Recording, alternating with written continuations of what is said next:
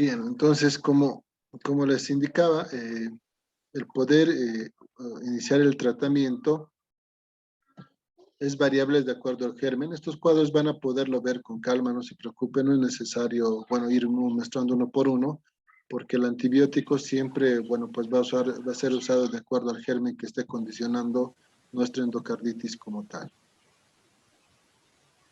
Continuamos. Ahora, el tratamiento empírico, lo que les decía, ¿no? El tratamiento empírico puede estar en base a los siguientes antibióticos.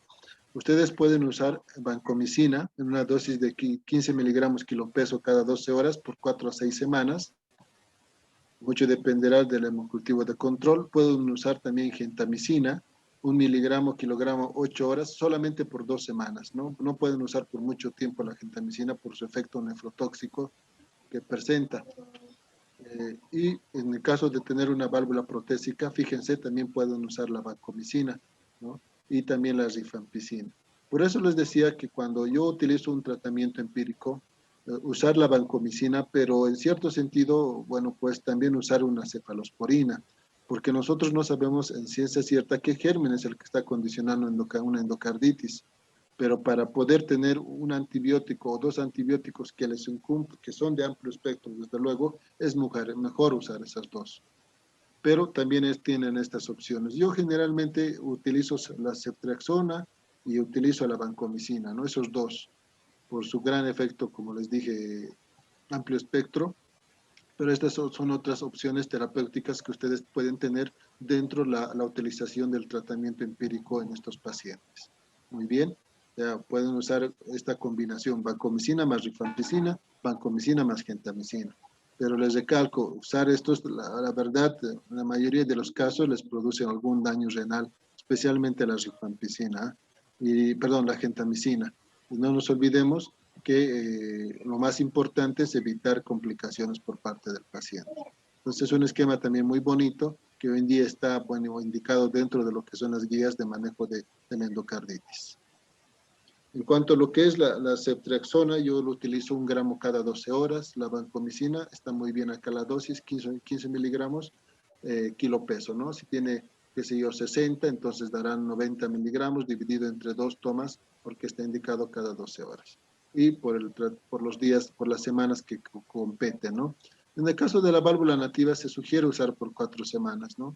Y en el caso de la válvula protésica sí o sí completar las 6 semanas como tal. Entonces, siempre el gol estándar, les recalco, es tener los hemocultivos negativos para poder concluir con el tratamiento. Sabemos muy bien que hay un grupo, el grupo JASEC, que también puede condicionar una endocarditis. Está conformada por microorganismos no muy comunes dentro de lo que es las infecciones comunes en nuestro cuerpo, ¿no? El grupo JASEC, un ejemplo, está conformado por el Haemophilus, Actinobacillus, Actinomycetocamitans, el Carbinobacterium hominis, el Echinella corrodans y la Quinigella quingae. Entonces, estos microorganismos, les recalco, no es comúnmente encontrarlas. Si bien conforman el grupo JASEC, todos los antibióticos que les he mencionado también son muy buenos para poder contrarrestar los efectos de estos microorganismos que se está mencionando. Bien, la proporción que produzcan una endocarditis es mínima. Generalmente, muy pocos, mínimos los casos los cuales desarrollan una endocarditis por estos microorganismos. Generalmente, la verdad, yo he visto más estafilococos y estreptococos en los crecimientos de cultivos en los pacientes que están con una endocarditis. No nos olvidemos de las profilaxis. Eso tienen que enfatizar. Doctor, Dime. doctor, ¿cuál sería el tratamiento de primera elección en el caso de la endocarditis micótica? En el caso de tener una endocarditis micótica, tú puedes usar, por un lado, el miconazol. El miconazol es muy bueno y también el fluconazol, ¿no? Pero la verdad, hoy en día se usa bastante el fluconazol. El fluconazol tenemos en una presentación endovenosa. Viene, bueno, en sachets de aproximadamente 150 miligramos y tú puedes dar 2 dosis de fluconazol 2 veces al día por el lapso de de 14 días, ¿no? Tampoco podemos dar mucho estos antimicóticos porque también tienen efectos dentro de lo que es la función renal y la función hepática. Pero es la mejor alternativa si tú tienes algún crecimiento de hongo, fluconazol es la mejor opción terapéutica. Desde luego, la vía de administración endovenosa que puedes tener al alcance. En nuestro medio, el que más se utiliza y el que tenemos al alcance es el fluconazol. En otros países tienen incluso el ketoconazol por vía endovenosa, pero no lo tenemos en nuestro medio. Pero actualmente, si hay una sospecha de una endocarditis por hongos, utilicen el fluconazol. Gracias, doctor. Muy bien. Bien, lo que les decía, ¿no? Anteriormente, la profilaxis para una endocarditis debe ser, ante todo, en este tipo de poblaciones, ¿no? Pacientes que tienen válvulas protésicas sugieran la profilaxis con antibióticos. Pacientes que tuvieron una endocarditis previa, lo mismo. Pacientes con cardiopatías congénitas cianóticas no reparadas, cardiopatías congénitas reparadas, o sea que ya se solucionó el problema de la cardiopatía, o cardiopatías congénitas que también suelen estar reparadas y que hay algún daño residual o algún material residual. Todos estos pacientes que tengan estos antecedentes, ustedes tienen que sugerir realizar una profilaxis con antibióticos ante cualquier procedimiento mínimo que se haga. Si se hace una endoscopía, digan, no, el paciente necesita hacer su profilaxis porque este tiene antecedentes y puede a la larga desarrollar una endocarditis si no le dan su profilaxis con antibióticos. Una broncoscopía, lo mismo. Ahí al odontólogo, que los odontólogos lamentablemente no todos, pero no manejan muy bien los antibióticos, no manejan kilopeso. Siempre nosotros debemos manejar la dosis kilopeso, por algo, bueno, pues se nos enseña eso, ¿no? Dentro de lo que es la asignatura de farmacología.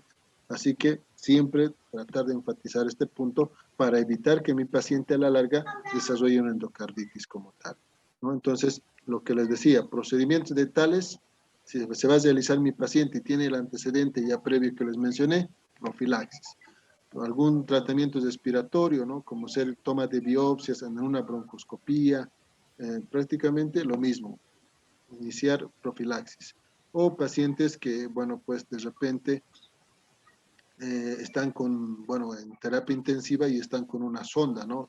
Recordemos que las sondas vesicales deben ser cambiadas cierto tiempo, ¿no? Cada 15 días, a lo mucho, exagerando 20 días, debemos cambiar, puesto que son también lugares donde pueden favorecer la proliferación de bacterias y a la larga también esto condicionarme una endocarditis por el viaje de la bacteria hacia lo que es la región endocárdica y la proliferación o la reproducción de la misma. Entonces, todos estos pacientes acá no se están mencionando los pacientes, bueno, que se realizan endoscopías, también ellos tienen que tener mucho cuidado en enfatizar una profilaxis durante el procedimiento. El tratamiento, como les indicaba, no es más que todo utilizar los antibióticos, pero dependiendo de la severidad en algunos casos, como les comentaba, si es que el trombo es demasiado grande e interrumpe el tracto de salida de la válvula mitral o aórtica, lo mejor es operar, lo mejor es cirugía y sacar ese trombo, ¿no? Entonces, el tratamiento siempre nos va a ir destinado a evitar estas situaciones, ¿no? Un paciente con insuficiencia aórtica o mitral o con insuficiencia cardíaca, tengo que yo, desde luego, iniciar el tratamiento de forma oportuna porque sé que mi paciente ya tiene algún grado de severidad por alguna otra causa. Pacientes con evidencia de extensión perivalvular, ¿no? Lamentablemente, hoy en día tenemos que tener en cuenta que estos pacientes que presentan daños valvulares de forma severa tienen que ser sí o sí intervenidos de forma quirúrgica. Entonces, si yo tengo una válvula mitral que está muy disfuncionante, una disfunción severa, lo mejor es operar. Si tengo lamentablemente alguna alteración dentro de lo que es el anillo valvular, hablando de extensiones perivalvulares, también tendría que operar. Si es que mi paciente tiene infecciones persistentes, no tengo una válvula nativa que de repente tiene algún grado de deterioro y cada vez está mi paciente desarrollando endocarditis, tendré que operar. Ante la presencia de émbolos recurrentes que se originan por las vegetaciones muy continuas, también tendré que operar. las vegetaciones que les mencionaba hace un momento grandes, tengo que operar lamentablemente, y en algún caso en aquellos pacientes que desarrollan una miocardiopatía obstructiva con escasa respuesta a los antibióticos, ¿no? Si mis antibióticos de repente, una vez iniciados, no me están dando resultado por el hecho de que mi paciente tiene algún grado de alteración en la estructura del anillo o valvular que está siendo afectado, igual tendré que operar. Entonces, son algunas situaciones que nos están indicando el tratamiento quirúrgico en pacientes que tienen endocarditis de diferente causante y que desarrollan, desde luego, o que su solución es netamente quirúrgica. ¿Cuál es el tratamiento quirúrgico en válvulas protésicas mecánicas, no? Aquellos pacientes que tienen endocarditis igual a recurrencia, ¿no? Durante lo que es la válvula, los tendré que operar y cambiar la válvula. Disfunción valvular con compromiso hemodinámico, que esa válvula mecánica me esté disfuncionando y que no me esté, bueno, pues favoreciendo dentro de lo que es su función importante, entonces tendré que reemplazarla o cambiarla. Evidencia, ¿no?, de una alteración a nivel lo que es el anillo, también en estos pacientes que tienen válvulas mecánicas, puede tener alguna disfunción en el anillo valvular, tendré que también hacer el reemplazo. Infecciones persistentes en la válvula mecánica, también hacer el reemplazo. Presencia de émbolos recurrentes, también hacer el reemplazo. Bueno, y bueno, pues todo esto va destinado a que nosotros podamos resolver el problema, porque también puede haber formación de vegetaciones que obstruyan esta válvula mecánica y también tendría que operar. Entonces son situaciones quirúrgicas donde yo tengo que operar ante la presencia de una válvula mecánica por parte de mi paciente. Los anticoagulantes. Hoy en día, bueno, pues no se sugiere mucho usar anticoagulantes en estos pacientes. No se debe usar anticoagulantes porque no está indicado, porque sabemos que es un proceso infeccioso. En aquellos pacientes que de repente tienen alto riesgo de embolismo, de formación de émbolos, en ellos tal vez sí se sugiere anticoagularlos con una heparina de alto peso molecular o una heparina no fraccionada, como ser la heparina sódica, que se tiene que dar una dosis aproximadamente de 5.000 unidades internacionales cada 12 horas, ¿no? O también podemos usar una anticoagulante de bajo peso molecular, como ser la enoxaparina, a dosis terapéutica a 1 miligramo kilopeso. Es muy importante saber que en algunos casos tampoco podemos utilizar los antiagregantes plaquetarios. Los antiagregantes plaquetarios no me van a evitar en la formación de émbolos. Se sugiere siempre utilizar un anticoagulante si es que existe gran probabilidad de formación de émbolos, ¿no? Y si también encuentro émbolos a nivel cerebral, entonces, en cierto sentido, tengo que tener mucho cuidado con la utilización de los anticoagulantes. ¿Por qué? Porque me pueden producir un ACV hemorrágico por la utilización de los mismos. Entonces, nosotros tenemos que analizar, tenemos que ver si la formación de esas vegetaciones me van a producir émbolos y si existe alguna otra alteración en otros órganos para poder utilizar los anticoagulantes o en todo caso no utilizarlos. Bien, ¿alguna pregunta?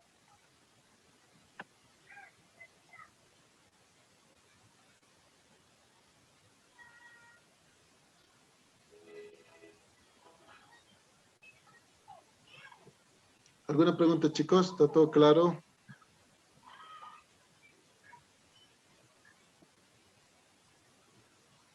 Bueno, el silencio. Muy bien, entonces vamos a quedar acá, chicos, ¿listo? Ahí termina la presentación. Quedamos acá y, bueno, pues vamos a coordinar. Tenemos todavía una clase pendiente para el examen final, que es el siguiente jueves. Entonces vamos a coordinar para que se lleve a cabo esa clase y con eso estaríamos, bueno, en cierto sentido, teniendo un temario para el examen final. Muy bien. Ok, doctor. Ok, doctor, de acuerdo. Ok, doctor. Hasta luego. Gracias, doctor. Hasta luego. Chao, chao.